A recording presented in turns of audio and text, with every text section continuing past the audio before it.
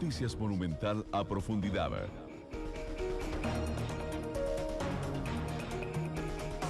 11 de la mañana con 47 minutos. Muchas gracias por estar con nosotros en esta segunda emisión de Noticias Monumental y muchas gracias a don Rodolfo Solano, el canciller de la República, que nos acompaña esta mañana tras las declaraciones del presidente de El Salvador, Nayib Bukele. Antes de ir con el canciller y de saludarlo, yo quiero decirles que Nayib Bukele prácticamente ha quedado retratado de cuerpo completo. Y ha sacado un viejo librillo de las dictaduras latinoamericanas, trasnochadas, eso sí, que cuando tienen un conflicto interno, y créanme que en El Salvador lo tienen, porque el Tribunal de lo Constitucional allá lo ha condenado al presidente Bukele 3 veces en 2 semanas por violaciones flagrantes a los derechos humanos. Lo que está haciendo Bukele allá es deteniendo a la gente que él cree que incumple las medidas sanitarias y los encierra durante un mes en unas situaciones realmente precarias. La Sala de lo Constitucional le ha dicho en una ocasión que no puede hacer eso, a él realmente no le importó y anunció que le iba a desacatar. Por segunda ocasión se ha condenado, por tercera ocasión, y algunas instituciones como Human Rights Watch ha advertido ya y la Organización Panamericana de la Salud de que la situación en El Salvador es muy compleja. En medio de este conflicto interno, Bukele empieza a hablar de otros estados soberanos, como Costa Rica, como Nicaragua también, y como Honduras. Para la gente que nos ha dicho, yo puse esto en mis redes sociales y me ha dicho, sí, Randall, pero averigüe, porque efectivamente la cantidad de pruebas es menor. Simplemente hay que leer un poquito y entender que en Costa Rica se hacen las pruebas de los pacientes sintomáticos. Entonces es al revés el orden. No es que hay menos pruebas y entonces hay menos pacientes, sino que hay menos pacientes sintomáticos, a ellos se les hace las pruebas, digamos, en buena hora que hay menos pacientes sintomáticos, y eso es lo que uno puede notar en una disminución de las pruebas. Esta introducción la hice yo porque, por supuesto, el canciller tiene que ser muy prudente en el manejo de esta situación, así que simplemente exploraré con él las opciones diplomáticas que tiene Costa Rica. Canciller, yo no lo conozco de hecho en persona, así es que mucho gusto, bienvenido a Noticia Monumental, ¿cómo le va? Gracias, Randall, muy buenos días a usted, a su estimable audiencia, por esta oportunidad de compartir un punto de vista a raíz de las declaraciones del presidente Bukele que dio el día de ayer. La reacción de Costa Rica tiene dos aproximaciones: la técnica, la científica, que está más que demostrada y se sostiene por sí sola por la firme que es el doctor Daniel Salas, de manera reiterada, liderando un maravilloso equipo de profesionales en ciencias de la salud, desde doctores, enfermeras, auxiliares, funcionarios administrativos, de toda la infraestructura sanitaria del país, lo demuestran todos los días. Pero no solamente ha sido una constatación que lo vemos los costarricenses, sino que la comunidad internacional como un todo, las agencias especializadas de las Naciones Unidas, como la Organización Mundial de la Salud y la Organización Panamericana de la Salud, así lo han reconocido. Costa Rica aplica prácticas y estándares técnica y científicamente comprobadas. Pero también tiene una reacción política, que es precisamente la que estoy compartiendo hoy con usted y con los ciudadanos costarricenses, que merecen también, por respeto, una posición clara del gobierno de la República. Nosotros hemos manifestado nuestra preocupación por las declaraciones del presidente Bukele, haciendo referencia a los estándares y prácticas que he mencionado y que técnica y científicamente, estoy seguro, el doctor Salas y otros galenos con mayor expertise podrán perfectamente ampliarles. Pero desde nuestra perspectiva, Randall, debe quedar claro que Costa Rica ha logrado alcanzar estos niveles de institucionalidad en sanidad gracias a una tradición de institucionalidad democrática y respeto absoluto a los derechos humanos. Esas dos autopistas han permitido a nuestro país construir a lo largo de las décadas un sistema de salud que hoy nos permite ser referencia mundial, pero también ser respuesta muy concreta ante esta pandemia. Canciller, el mundo diplomático es todo un mundo en particular, y los estados tienen diferentes herramientas para manifestar su molestia diplomática respecto a algunas cosas. A veces llaman a consulta a un embajador, a veces se quejan simplemente ante el representante diplomático de otro país, a veces envía una nota de protesta, a veces se retira al embajado y a veces se rompen relaciones. Es como un menú muy amplio. ¿Cuál ingrediente del menú o cuál platillo del menú ha escogido Costa Rica para manifestar su molestia ante las declaraciones falsas del presidente Bukele? La declaración que estoy dando y un comunicado que está la Cancillería emitiendo en los próximos minutos, pero también en la mañana llamé a la embajadora de El Salvador acreditada en Costa Rica, tuve una conversación telefónica con ella y le expresé lo mismo que estoy expresando a usted y a los oyentes de su programa, Randall.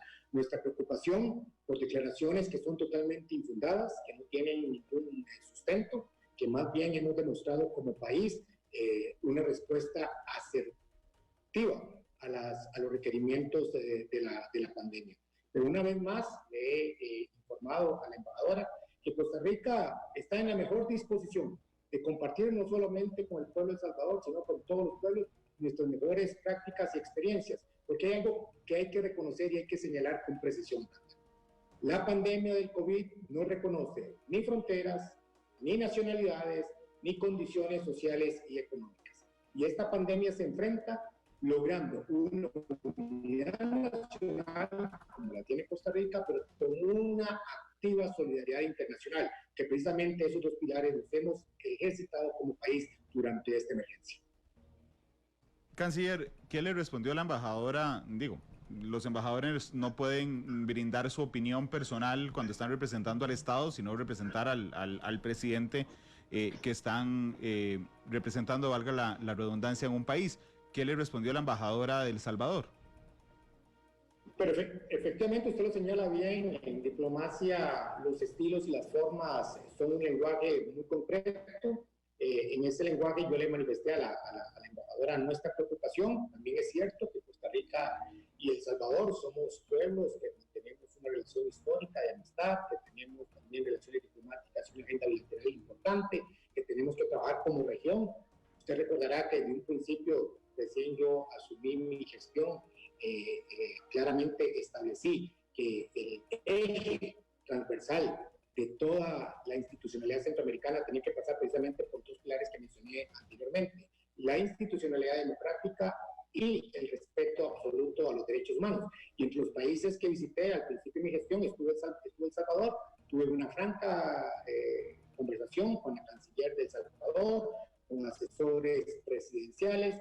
Cuando uno visita un país por primera vez en condición de canciller, también tiene que demostrar con claridad cuál es su hoja de ruta. Y esa hoja de ruta se las expuse, ellos me explicaron su situación interna, pero sobre todo entendimos con claridad que la región centroamericana tiene una única autopista para poder salir adelante de todas sus falencias sociales y económicas. Y más aún acrecentadas ahora con la pandemia del COVID. Y es, una vez más, y no me cansaré de repetirlo, es la institucionalidad democrática y el respeto absoluto a los derechos humanos. Yo aspiraría a que todos los países de la región entendamos con claridad que esa es la única autopista que tenemos que seguir. Canciller, en resumen, entonces la embajadora no le dijo nada oficial, excepto supongo que le traslada su comentario al presidente Bukele. ¿Qué es lo que procede? En realidad, cuando uno llama esto fue una conversación telefónica, repetimos, nosotros estamos manifestando nuestra preocupación, para nosotros el tema llegará hasta este punto de manifestar nuestra preocupación, pero señalando con claridad y precisión que las declaraciones del presidente Bukele no tenían fundamento, que están totalmente alejadas de la realidad que comprobamos, pero también que es importante que logremos entender que esta pandemia se logra atajar solamente con unidad y no con actitudes que dividan. Canciller, desde el punto de vista estratégico de las relaciones internacionales de Costa Rica, lamentablemente vivimos inmersos en una región de democracias muy nuevas, es decir, prácticamente el resto de países de Centroamérica tuvieron guerras hasta inicios de los 90. Eso significa que tienen menos de 30 años de democracia, en el caso de Guatemala, Honduras y El Salvador. Y en el caso de Nicaragua, pues aún estamos esperando la democracia plena en ese país. Si hay una nación, si me permite la frase tan popular, que tiene callo en esta estrategia de afectar nuestra soberanía a través de opiniones para desviar, digamos, la atención de los conflictos internos, es Costa Rica, justamente con Nicaragua. ¿Será la estrategia suya como canciller y de nuestro país seguir manteniendo, digamos, una reacción no tan higadosa, sino más pensada y más prudente, como solicitarle a El Salvador que tome en consideración que esta pandemia se lucha o se gana conjunto? ¿Será Costa Rica así de prudente en cada una de las intervenciones de otros presidentes o representantes en el futuro sobre nuestro país? Randall, la diplomacia costarricense tiene que enfocarse en prudencia e inteligencia. Y tenemos que partir de que tenemos un primer círculo concéntrico que es nuestro vecindario. Efectivamente, Centroamérica y el Caribe es un área a la que tenemos que dar atención. El caso particular de Nicaragua, el caso particular de Venezuela, por mencionarlo, el caso particular de El Salvador, de cualquier otro país, son temas importantes, hay agendas bilaterales, tendrán su tratamiento particular, serán atendidos oportuna, seria y responsablemente. Pero hay algo importante que señalar, que la diplomacia costarricense y la política exterior costarricense va más allá de ese primer anillo concéntrico, que es importante, que no lo vamos a desatender, que le vamos a dar la prioridad que se requiere. Pero también es importante entender que tenemos que ver hacia nuevos horizontes, lo que hemos denominado nosotros la segunda frontera. Esa segunda frontera pasa por una reinvención de lo que es inclusive la acción exterior de Costa Rica a partir de esta pandemia. Ni usted ni yo seremos los mismos después de esta situación y las instituciones tampoco serán los mismos. Y cuando no somos los mismos tenemos que iniciar un proceso agresivo, el buen término y uso agresivo, para entender que tiene que ser muy dinámico, muy proactivo de reinventarnos. Y eso pasa también por el Ministerio de Relaciones Exteriores. Punto. Tenemos que reinventarnos como institución y eso pasa también por reinventar nuestros intereses y prioridades de la política exterior. Y nosotros hemos denominado esos intereses y esas prioridades la acción exterior de Costa Rica. Y la acción de Costa Rica es la autopista que conecta nuestro Plan Nacional de Desarrollo con nuestro discurso internacional. Nosotros hemos construido pilares fundamentales de nuestra política exterior a lo largo de generaciones, de décadas: democracia, paz, sostenibilidad, desarrollo compartido, género.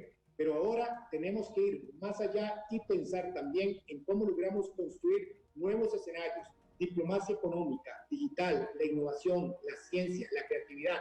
Y eso pasa necesariamente por ese ejercicio para reinventarnos y pasa necesariamente por entender el momento en el cual nosotros atendemos particularidades de nuestra relación bilateral. Canciller, y por último, a mí me preocupa mucho, supongo que usted también, la debilidad del sistema de integración centroamericana. Es decir, la integración centroamericana funciona muy bien en lo comercial, pero nada más.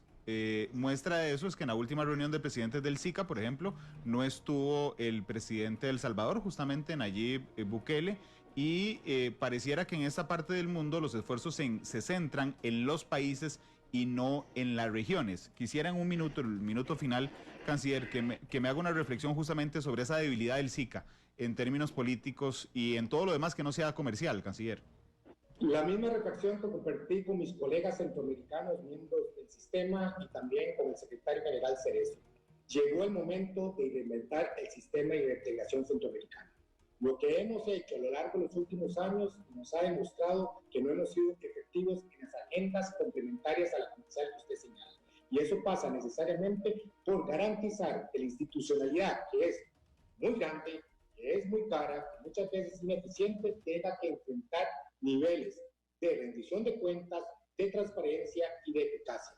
Y eso es una de las tareas que iniciamos también desde esta emergencia sanitaria, a conversar con nuestros colegas centroamericanos, porque llegó el momento como región de entender que los mecanismos de integración tienen que tener una respuesta concreta e inmediata a las necesidades que nuestros ciudadanos están reclamando y no simplemente desgastarse en una institucionalidad que yo llamo coloquialmente llena de colesterol. Canciller, le agradezco muchísimo estos minutos y bueno, esperemos si hay alguna réplica de El Salvador, pero usted ya me adelantaba que Costa Rica ya, listo, página superada, página pasada, así es que, canciller, muchas gracias por estos minutos. Tenemos mucho como que hacer, Randall, y seguimos trabajando. Repetimos, la política exterior de Costa Rica se trabaja con prudencia, con inteligencia. Eso no significa que no vamos a ser firmes en la defensa de los principios fundamentales que nos caracterizan como sociedad. Gracias al canciller de la República, don Rodolfo Solano.